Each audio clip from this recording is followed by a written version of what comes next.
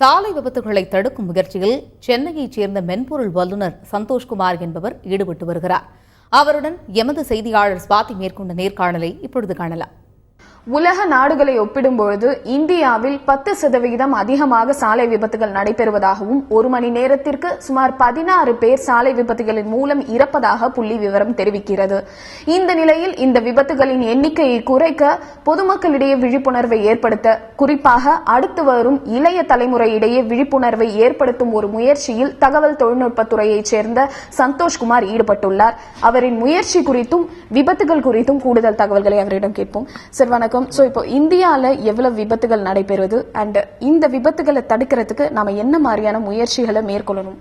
இப்போ நார்மலா வந்து as you said, ஒரு மணி நேரத்துக்கு 15 உயிரிழப்புகள் ஆன் அன் ஆவரேஜ் நடந்துட்டு இருக்கு. நமக்கு தெரிந்தும் தெரியாமலும் ஆக்சிடென்ட்ஸ்ங்கிற ரீதியில ஃபேட்டாலிட்டிஸ் அதோட ரேஷியோ ப்ரொபோர்ஷனேட்டா இருக்கு.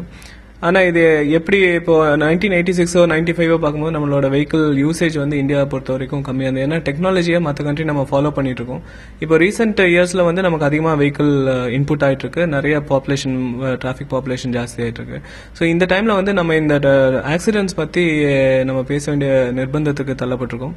மற்ற கண்ட்ரிஸ் வந்து அதை யூஸ் பண்ணி அடாப்ட் பண்ணி சிஸ்டம்ல கொண்டு வந்துட்டாங்க. நம்ம வந்து இன்னும் அந்த சிஸ்டம்க்கு வந்து அவேர்னஸ் இல்லை. நம்ம வெஹிக்கிள் மெக்கானிக்கல் டிவைஸை ஆப்ரேட் பண்ண தெரிஞ்சாலே வெஹிக்கிள் ஓட்ட தெரியும் அப்படிங்கிறது.